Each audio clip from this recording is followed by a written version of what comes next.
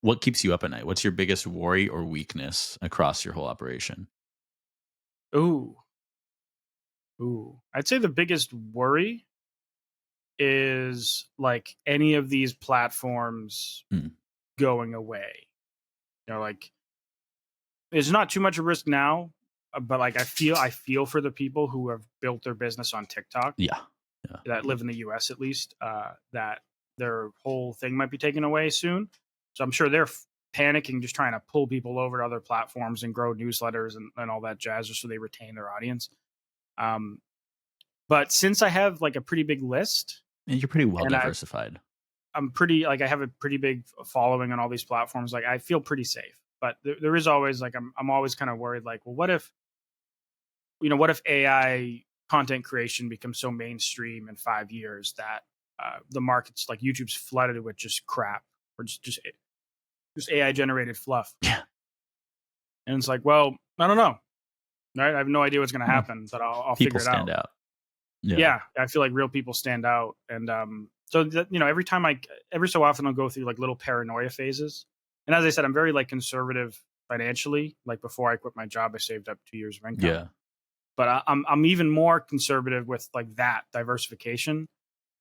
I don't even trust to put all my money in one bank. I have 5 savings accounts, and I even just evenly distribute my savings across them because I'm like, like last week I heard about some YouTuber bank that like some middleware provider like went bankrupt, and like the bank didn't go bankrupt, the middleware provider did, so no one can take out their money.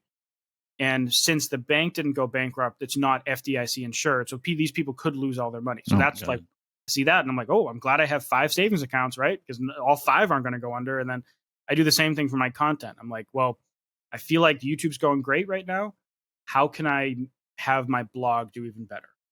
And like, okay, the blog's doing well. How can I make the Instagram do better? Just because like I'm always paranoid, like who knows when one thing's going to disappear, Yeah. and this whole creator thing, it's kind of known to not be like a long term, like people come and go, right? So um, I'm always just trying to diversify so that if the worst thing should happen, it I, won't be that I bad. was going to ask you what your advice is to other creators, but I feel like you kind of just answered that question. Yeah, Diversify. diversify as much. Like, don't have one income source. Don't have one social media platform.